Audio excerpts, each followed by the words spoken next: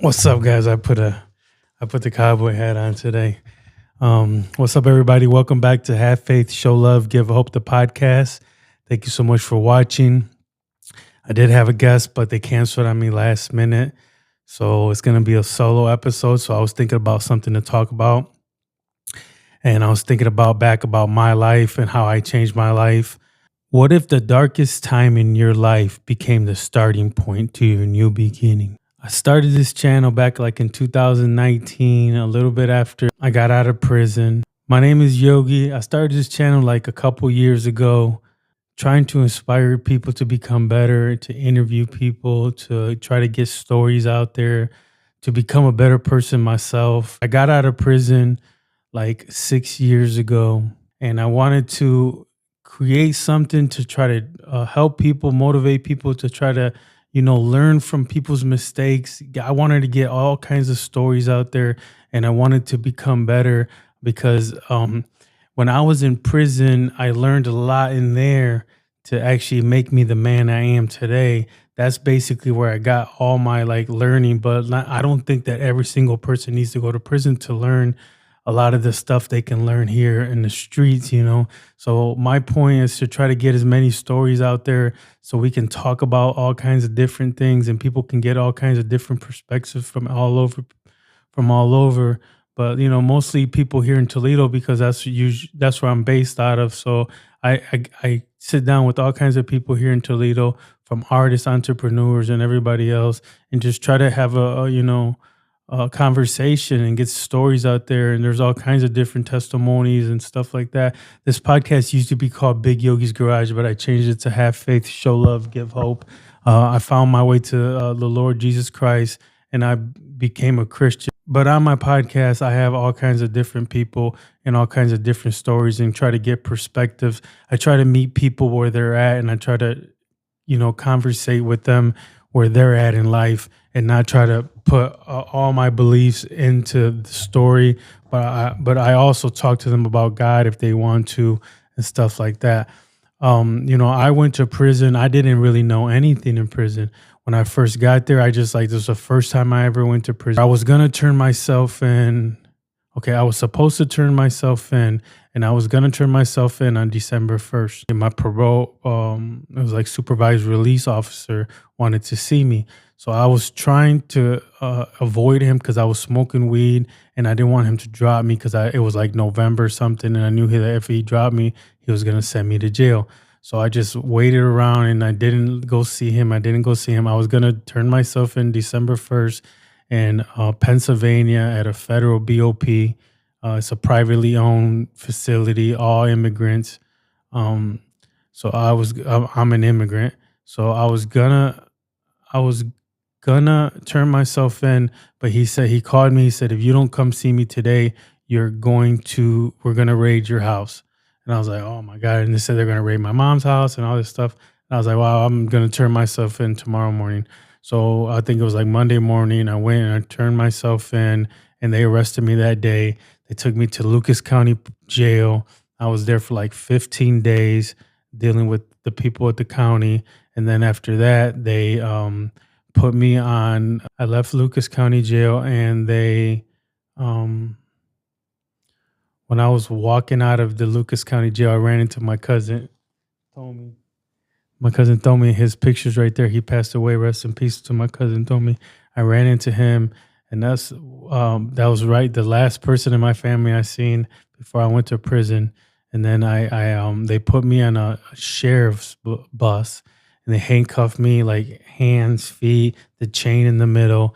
They handcuffed me all up, and they put me on a bus. And from there, I went on a bus ride up like towards Michigan. They didn't tell me where I was going or nothing. And they put me we parked, and I seen this big airplane. It was like Con Air airplane. And there was a bunch of different little buses and a bunch of different little cars all around. It was like not bus, but it was like a bunch of sheriffs and a couple other cars. And there was inmates getting out of all the cars, and we were all tied up there, like just sitting there waiting for the plane to get loaded. and we all went up there little by little, got all the way into the airplane, and they sit you down. They you got to buckle in, and then they hand you a little thing of water, a little sandwich, and you're just tied up trying to drink the water, trying to open the sandwich. It's like a little bag. You're trying to peel it, and some people were dropping their waters. And if you drop your waters, the SEAL's like, okay, you dropped your water. They didn't care, and you couldn't like do nothing. If they flew us to, we don't know. I don't know where they just flew, and then we landed somewhere, and we picked up the guy from Subway, that Jared guy that like did something with kids, Jared from Subway. We picked him up. I remember when he got on the plane, everybody's like Jared, and he sat up front with the U.S. Marshals, and they were like, "Shut up, everybody, shut up," because people were yelling at him, Jared, Jared, and stuff like that. So, anyways, we picked him up. We went and flew down to Oklahoma, or I think it's Oklahoma. We flew there. I got on another little bus that I didn't go to the main Oklahoma thing. I went to this other little place called Grady County. That's where Tiger King was at. Grady County, or no, I think it's called Grady County. Yeah, Grady County, Oklahoma. And that's where Tiger King was at. And there I sat there for like 15 days. Called my mom, got some commissary, sat there for like 15 days, and then after that, they put me back on a bus to the airport, got me on the same Conair, took me to New York somewhere.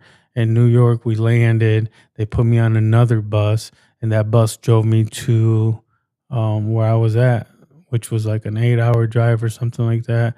And they took me to Phillipsburg, Pennsylvania. It was a privately owned geo facility called Moshannon Valley, Phillipsburg, Pennsylvania. It was a private BOP prison with all immigrants. No one in there speak English except the COs. And I walked in. I was like, my whole life, I grew up in Cuba, but I've been in America since I was 6 months old. So I like 36 years at that time, 36 years of my life, I lived in Toledo, Ohio. And then all of a sudden, I'm going to a federal immigration prison with all immigrants, everyone speaking Spanish. Luckily, I knew Spanish, but I wasn't like an expert at it or nothing. So I went in there and I didn't know what to expect.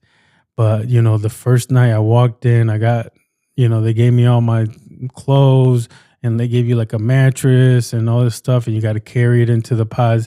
And there's A, B, C, and D. So they said, you're going to A. So I walked into A2. So each unit, there's 6 pods, I think. So there's A1, 2, 3, 4, 5, 6. And then they said A2. So I walked in, I went to A2, and it was kind of late. It was like 9 o'clock at night by that time. And they said, where are you from? And I said, oh, I'm from Cuba or whatever. I didn't even know what the hell that meant. I'm from Toledo. I'm Ohio. They're like, no, what country you from? I'm like, I'm from Cuba. So they sent this Cuban guy named Rafa. Rafa is a Cuban guy that still talks to me. He just called me yesterday. I talked to him, and he writes books and stuff like that. So he was like the guy that kind of first one that I talked to there at the prison that was Cuban. He said, all right, this is how it goes here. He told me a little bit about the rules. He said, we're going to get with you tomorrow. I'm going to take you to the lunchroom, and you're going to, figure out, you talk to like the heads of the Cubans and stuff like that. Cause it's not run like a gang, but it's run by like your country. So I had to go the next day. I went to sleep. I woke up. Next day, I had to go talk to the leaders of the Cuba. So it was a couple. It was like one guy. I went and talked to him. At that point, it was only one guy. I went and talked to him. We just chopped it up, and he told me about like some of the main rules. And then he said that there was more rules inside the unit. Each unit has their own rules, so I gotta respect those rules and who we run with. We ran with the Dominicans and the Jamaicans and the Africans, and the Mexicans ran all together by themselves. And they said we run separate but together. So if we're Cubans, we run with the Cubans. But if anything happens like largely inside the prison where we have to go against a big group of people, then we run with the Jamaicans, the Africans, and the Dominicans. So it can be like a little bit bigger group compared to the bigger groups. There was a group. There was Mexicans, like thousands of them, and there was only like 40 Cubans, 40 this, 40 that, stuff like that. So we had to kind of like run together, but kind of separate too. We had our own tables in the cafeteria. We had our own little area inside the gym. We had our own little area. We had like a couple benches by the baseball diamond. If we went to the other side, everyone showed us respect. There was a side where there was a soccer field, and every table was like a different state in Mexico. And the Mexicans, they run together, but they also run separate. They kind of collide. They go into like their own little groups for every state. Like the people from Jalisco and the people from Juarez and stuff like that, they all run together. But then largely, they also run as Mexico. But they're basically they have their own little conflicts within their own little crews, and like this person doesn't really mess with this, but then if something bigger happens, they combine together, and they're really strong because there are a lot of them. So at that prison, there was like 1,600 inmates, and there was like 1,000 Mexican, and then 600 of all the other rest of. There was like 92 countries or something like that, and like a majority were Mexican, and then there was Guatemalan, all of these Russians. There was French, there was Cuban, there was Jamaican. Every country you can think of, there was at least one person. There's crews of all kinds of different people. There was the white groups, but it wasn't American white. It was like white, like European kind of people. You know what I mean? And then there was the Asian group, and they ran together but separate too.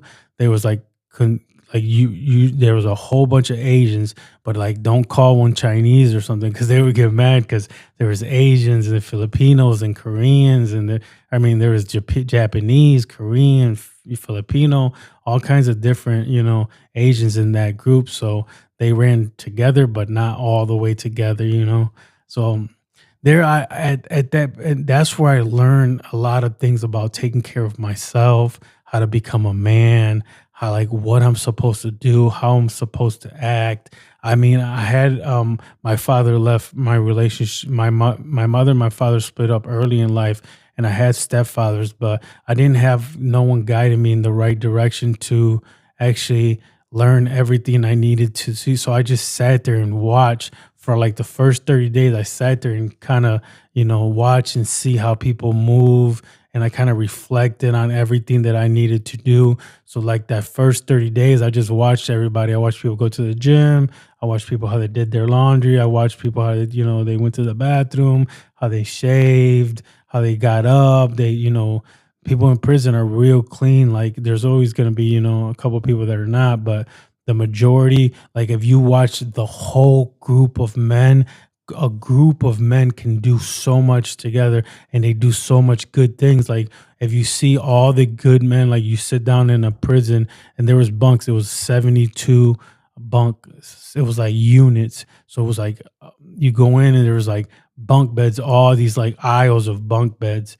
And then there's a couple like over here, and there was like 9 tables in the middle. There was like 6 TVs around. There was like 7 showers, 3 toilets, like 5 sinks. That's all the way to the side. And then the CO would come in there was like a bubble in the middle, and they watch all of the units because everything's glass. The CO would come in like every 45 minutes, do like a little walkthrough, and they would go out. People were doing tattoos over there by the bathroom. People were like doing all kinds of stuff. People were smoking and by the toilets, but not all day, every day. Like they knew when to do it and when to not do it. And like as soon as the cop would come out of the bubble, they would announce it. Like somebody would say, "Hey, hey," or something like. They would have certain words for every pod, and if they said something, like they knew the guy was out the bubble, so everybody had to like stop what they're doing, relax for a little bit, stop smoking, put down the tattoo guns, and and that kind of stuff. But that's where kind of I became like the leader that I wanted to become, the person, the man that I wanted to become. Because by watching a majority of men waking up early, taking care of themselves, going to the gym, creating this like they were grooming, like shaving, washing their head, going to work out, taking care of themselves, painting. doing all kinds of crafts, taking care of themselves, taking care of their bodies, make sure they're like clean. Everybody, the units were clean, the people were clean, the people was well respect everybody.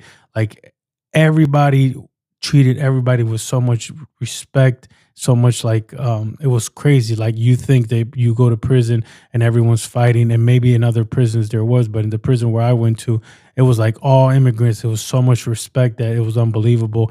Nobody really did. There was a couple incidents, every couple, months or something. There was incidents. There was a couple incidents with even the Cubans at one point, but we, I learned exactly how to become the person I am today. I wouldn't like, I sat there and just like, I kind of like absorbed my life. I seen what people were doing. I seen the people that were gambling and not doing what they were supposed to do. I seen the people that were doing some good stuff. So I started doing good stuff. I started reading books. I went out to see I would go outside and look around, and I would absorb and reflect on my time when I was out and what I did wrong and how can I fix it and how can I become a better person. And like I wanted that time to not be wasted time. So I kept learning and creating a new version of myself. So when I got out, I wanted to become better. I wanted to have a business. I wanted to learn more. I wanted to create something. I wanted to create something for myself, but really for like I wanted to create something of myself. I didn't want the last thing that people knew about me was that I went to prison and ruined my life. Because a lot of people think that going to prison is ruining your life. But I feel now that I know God, I feel that going to prison, sometimes God actually sits your ass down for doing all these bad things. Because a lot of people are telling you, like, you're doing this bad thing. And a lot of people around you is like, no, don't do that, bro. Don't do that. Don't do that. Don't do that. Don't do that. And then you're still not learning. You still don't see it. So God takes it and he's like, hey, I've been sending people to tell you for so long that this is not right. Why don't you fix it? You're not going to fix it. I'm going to sit you down so you can reflect on your life and try to create a new version of yourself. And then now that I know God and I see that, but like back then I didn't know exactly.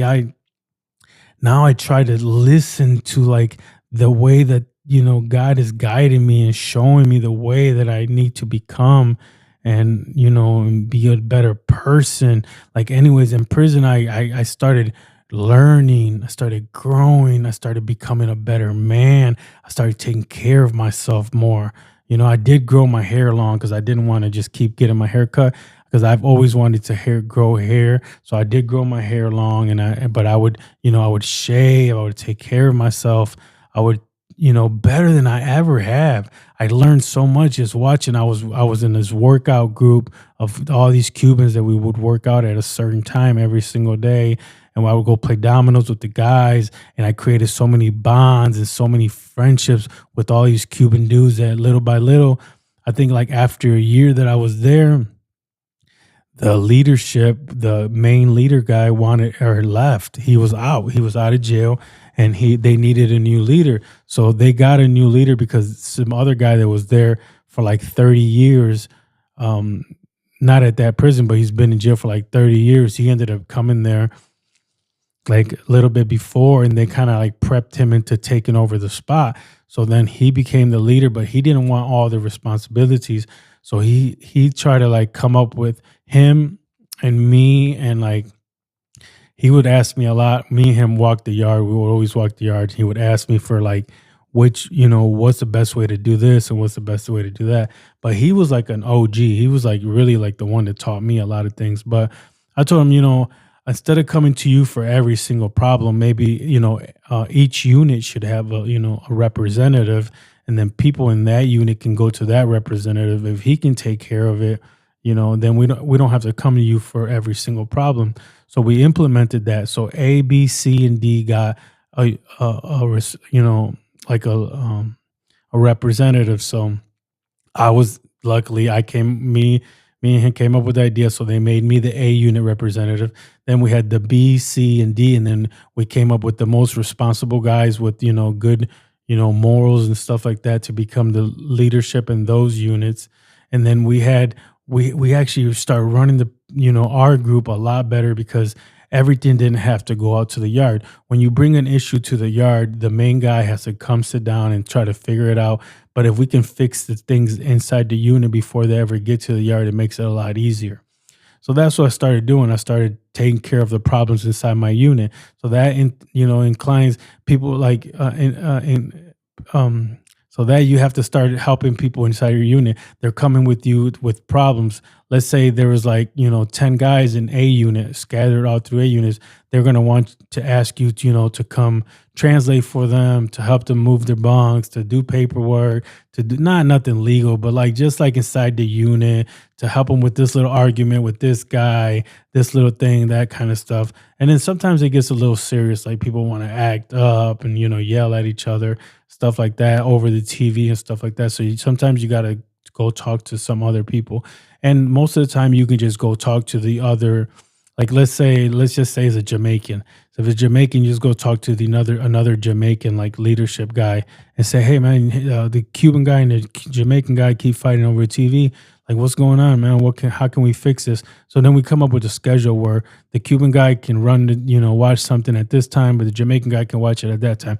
And then we figured it out like that without having a big fight. So we did that for a long time, and then the guy that was number one leadership, he wanted to move to a different prison. So then he just like kind of like left and went to another prison, and then they needed a new leader. And when we went to go talk about it, they were all, you know, little like they all were pointing at me. They all were like saying, "You should do it. You should do it." So when we did a vote for it, they said, would you guys want Yogi? They call me Gasita or Cuba or Yovi. Yovi. A lot of them would call me Yovi. You guys want Yovi to be the representative, and unanimously, like every single guy in there lifted up their hand. They all wanted me to be like the number one leader instead of everybody else. So I became the number one leader in Moshannon Valley, in the Cuban and with the Cuban crew. And from like 2018 to 2019, something like that. It was like 6 months or something. My last 6 months, I only had 6 months left. It was like the mid of 2018, all the way to like the beginning of 2019. I became the leader of Moshannon Valley and with the Cuban guys, and they put me in charge of all that stuff. So I had to like start taking care of problems that were from all the units. I had to go talk to different, people like in the yards, come up with like, they would want me to, sit down with every new person that came. I would have to tell them the rules. There was all kinds of different rules in the pods, stuff like, no fighting with other Cubans, no, let me see, no, you have to wear flip flops inside the units. You can't just go bare feet anywhere. That's just for like protection for your feet, and not only that, but you know, there was all kinds of different rules and regulations. There's like a whole little booklet that I ended up writing out because it was just so much stuff. I don't remember everything, but it had a lot to do with respecting people. If you didn't want to be in the yard, all you had to do was tell me you didn't want to be there, and then like I could actually go talk to a white shirt and say he doesn't want to be in this prison. Because the thing is, you might get kicked out of one prison and they just bring you to this prison. You're from Florida now, you're all the way in Pennsylvania. They'd be like, no, I'm not. I don't want to be in this yard. Or they got some paperwork issues or stuff like that. The PSI or whatever. There's like bad stuff on there. So that kind of stuff, I would read all those things and I would know exactly what everybody was in jail for and all that kind of stuff. So if they had any kind of bad paperwork or anything like that, they would just, the white shirt would just take them. Like we automatically just didn't like let no one like crazy play with us. One guy had came in one time. He just started getting fronts. A whole bunch of people started fronting him K2. He started like passing out in the yard. He puked all over his unit. The white shirt was like, what's going on with this dude? And they took him. He puked everywhere. They took him to the white unit the next day. Called me to the office. He's like, "What's going on with this dude?" And I was like, "I have no idea. He's just got here a couple of days ago." And they're like, "We're not letting him out in the yard." And I was like, Okay, that's it, and we never seen that guy again. Because all he's gonna do is bring problems between us, between the other races, and it's just gonna bring problems. So we didn't play with no one that had brought any kind of problems, any kind of things like that. So I was there, I was there for 3 years, and then my last 6 months, I was the number one, yard guy. But it wasn't like leader, like a gang or nothing. It was like representatives for the group, so we can actually become better people. And that kind of taught me how to be a leader and how to guide people. And people came to me with all these problems, and I took care of all this stuff. And I would I would translate for people, and I would go walk here, and I would fix fights, and I would fix problems, and I'd stop things, and I'd allegate things, and I'd tell people to go do this, and I'd tell people to go do that, and I'd take care of all this stuff, and I would go talk to other people, in different cars or in different, like, groups, and I would go talk to the Mexicans, the Dominicans, and I would take care of all this stuff just to try to get the prison to be better, and our group to become better, and to try to always, like, there's a couple guys that didn't like the way that I did things, because they wanted more dictatorship. They wanted me to call meetings out in the yard, and they were like, why do you do it like this? Because the way I did it, if I needed everybody to know something, I would call the five or whatever unit people, and I'd tell them, and they would go back and tell the unit. But there was people like, you should call everybody out. They should all come out, and they should all you should all tell everybody at the same time. And I'm like, no, I'm doing it more discreet. I'm discreet. I don't want to cause this like big scene. A lot of guys like that scene. They want all these people to come out and me to tell them all this stuff. But then that gets to like where it starts rubbing people the wrong way. Like, you're creating this, like, you're better, you're bigger, better than everybody. So I did it like that. I would just send the messages with the group leaders. It was four of them: A, B, C, and D. It was four group leaders, four representatives in each unit. I would tell them. They would tell everybody in the units, and then that's it. I wouldn't do no big deals. I wouldn't. Oh, and the Mexicans, they would punish people. Like, if you did something wrong, you had to sleep like all day long with your boots on. You had to like wear your boots for like 24 hours, and you had to sleep in them and all that. But I never did any of that. And there was people mad at me because they were like, well, you're not, strict. You're not putting in rules. I took all those rules out. I'm not going to tell another grown man what they should do or how they should wear their boots, or like none of that stuff. They would make people stay in the units for 24 hours and stuff like that. I never brought any of those rules, stuff like that, to any of that stuff. I treated everybody good. There was one guy that he was like fighting with a guy from a different country. It was a Cuban guy and a Mexican guy, and the Cuban guy said, "That's it. Tonight I'm throwing oil on him. I'm boiling hot. I'm putting hot oil in the microwave. I'm getting it real hot, and I'm pouring it on him."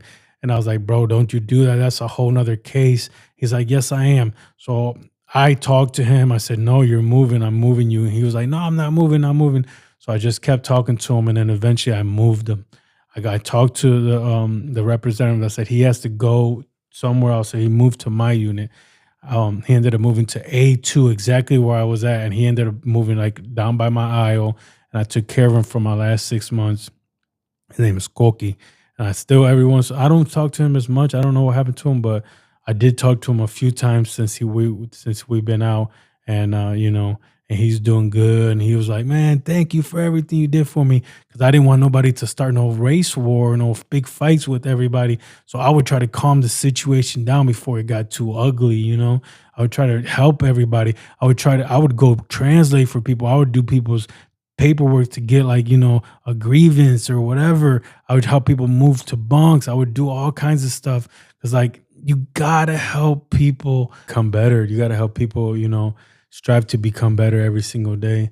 So that kind of transformed my life and showed me that, like, there's something special about you, Yogi. Like, there's more to you. There's something inside of you that you can help people.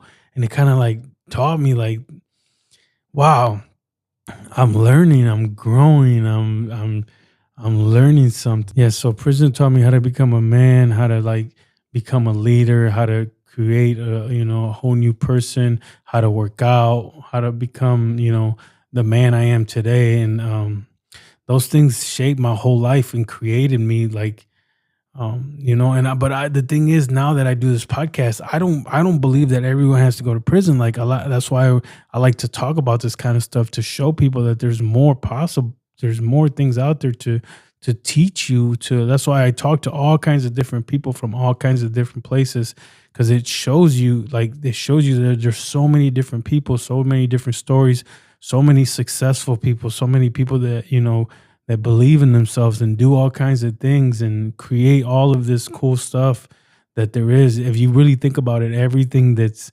imaginable was someone's idea. This was someone's idea before. Every single table, every single microphone, every single chair, like it was someone's idea. There's so much more to every single one of us. We just got to dig deep and find our thing and find what we're supposed to do with our lives. And God will show you, you just got to like think about all this, look around, like look at how this world is so beautiful. There's so many things in this whole entire world. Like we just got to actually like just focus and create this new version of ourselves. Now that I transformed and became this whole new version of myself, even after I got out of prison, I keep evolving and keep creating myself and creating this whole new version of myself every single day. That it just like amazes me every single little thing that I've been through. Like this podcast, actually, if you go back, it goes all the way from like my living room to all the way to where I'm sitting right now. So you can actually go back and see like my evolving, like if evolve into this whole new person every single day. I keep creating a whole new version of myself and keep creating this, whole new life experience. Now I'm learning about the Bible, learning about God. It's just like creating a whole new version of myself every single day. So when I got out of prison, I actually started a cleaning business and a podcast. First, I started a cleaning business and I started, cleaning people's houses. My mom cleaned a few people's houses. So me and my mom started a cleaning business and we cleaned people's houses and we try not to charge all kinds of different amounts of money or nothing. We do a reasonable amount of money for a really, really good job. We call our business Toledo's Best Cleaning. And little by little, I've created this whole like cleaning like schedule where me and my mom are working every single day, 5 days a week. And we also have other people working. So we're doing pretty good with the cleaning business. And then as I was cleaning, I was listening to podcasts. The more I listened to podcasts was the more I wanted to have my own podcast. So that's why I started this podcast. It was called Big Yogi's Garage, but now it's called Have Faith, Show Love, Give Hope. And I believe that every single action has a reaction. So every single time you do something good, even with the smallest little acts of love or care, you're doing something good for the good of people. It's like really powerful to actually do something good for every single person every single day, to try for as many people as you can every single day, to create a better environment for everyone around you. It's good to actually be a good person, loving, caring, respectful. Try to become a better person every single day with love and care and respect, and show the world that better is possible, man. Love and care and respect is possible. And become a better version of yourself every single day. Keep working on yourself every single day. Every single day is a new day to start your life all over again and create this new version of yourself.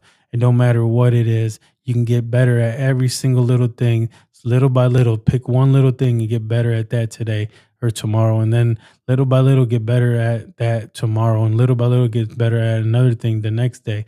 And try to just work on every single little thing and become a better person every single day to create a better environment for you, your family, and everyone around you. Thank you guys so much for watching. Have faith, show love, give hope, let go, and let God.